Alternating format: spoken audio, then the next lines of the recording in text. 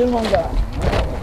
5 yıl elek Şaban ayının ahırı gününde 9 iyun gününde Kur'an-ı Valim Cemaat Üsküdesi tarihçi Atanay Meşri'nin İmam Hatibi Valiullah Hazreti Yakupov Hacı Ali bizde vafat oldu. Bugün biz onu iska olarga Kur'an okup onun ruhuna dua kılırga jıyıldık.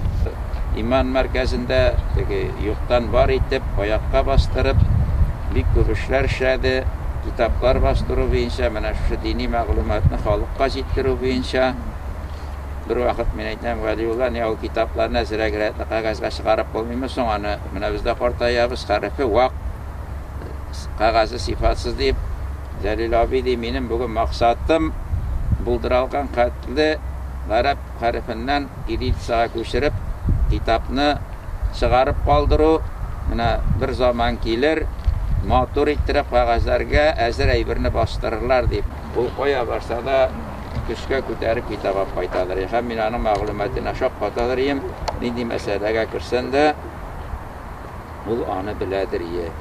Kitkende de şu Valiullah Hazret Ramazan yakınında gitti. Bugünkü de cıvışlarımız Ramazan yanında. Şulay Allah Teala bilgen ananın gümürü. No gümürü kişinin gümürüne karaganda bir zor bulmasa kıska bulsa da no Hazretinin tırmışı, Hazretinin yaşağı bir küp hizmet etti, bir küp yardım etti. Üzerinin milletine birinci Tataristan, Tatar halkına bir zor İslam yardım etti.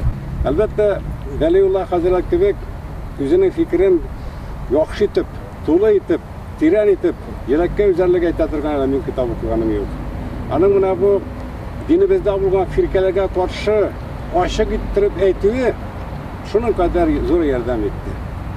Ana gibi ochiq etib qo'rqmisha, lekin ochiq aytib tugul, ana dalillab, hadislar bilan keltirib, Qur'on oyatlaridan keltirib chilagan shu kitoblarga bek zo'r yordam etdi bizga. İmam kasıplarga. Atanay Meşri remonta bo'lganda har bir ijmoada mindaydi. Boshqa yerga ijmoga jirmaydi Valiullah Hazret. Birgalab shu ijmo oldidan kelaydik, shunda o'tiraydik, yashaydik, kengashlashaydik. Butun dunyoviy xillarni de, siyosatni de, ham dinimizda da endi bo'lgan xillar, naslashlarga kerak ham shularni borasida kengashlashib, ijmodan shunda qolaydik. Şeyler ishib o'tirganda, subhanalloh, bugun kunda u menga bek yetmaydi. Bir katı ciddi böyle bakacak. Buna bugün kında da, bugün siyasette de, bugün buna bu kaybol vakıgalar da, teki bakabilir bunu. Hizbu tahrirler, elle kimler vaktinde de bir böyle olanın ciddiğine bu. Elhamdülillahi Rabbil alemin. Errahmanirrahim. Maliki yevmiddin.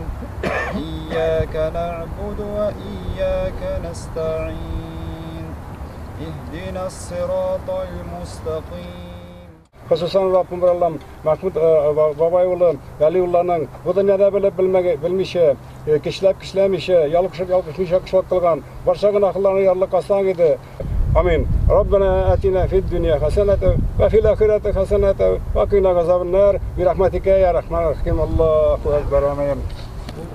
Siz de bugün şahit buldunuz, anlatılmayı, anın turunda anlatmadık. Bundan artık kitaplar bastırdı. Bugün de bizim şakirtlerimiz anın kitapları boyunca okuylar. Anın kitaplar yokka çıkmadı. Hızır Neşriyat başladı.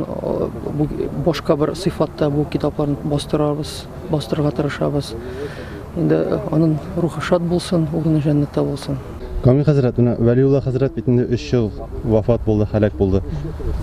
Neçe uyluysanız, onu şu halak etüçüler, deyişte cezalarını aldılar mı sizin fikriniz?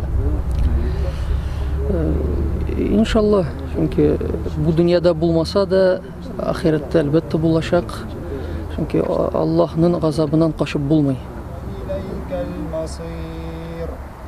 La yukellifullahu nefsen